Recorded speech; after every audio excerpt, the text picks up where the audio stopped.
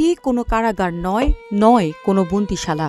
অথচ এই অন্ধকার ঘরেই গত 12টি বছর ধরে শিকলবন্দি অবস্থায় দিন কাটছে পাবনার সাঁথিয়া উপজেলার তেঁতুলিয়া মধ্যপাড়া গ্রামের নুরি খাতুনের। 55 বছর বয়সী এই নারী দীর্ঘদিন ধরে মানসিক রোগে ভুগছেন।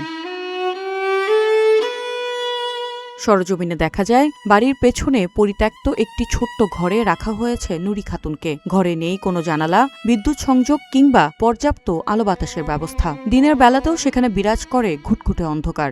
একই মেঝের ওপর মলমূত্র ত্যাগ করায় পুরো ঘরে ছড়িয়ে পড়েছে অসহনীয় দুর্গন্ধ।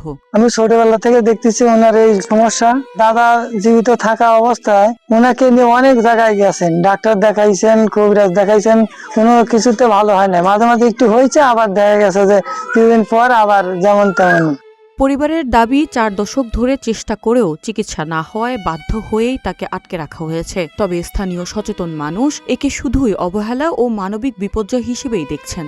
আমরা লালন পালন করতেছি আজ হচ্ছে 40 বছর। যেটুকু আমাদের কর্তব্য আমরা সেটুকু করি। বছর 4 হচ্ছে 5 হচ্ছে লিগান চিকিৎসা আমরা করি না। মেন্টালেও রাখছিলাম, তাও উপকার পাইনি।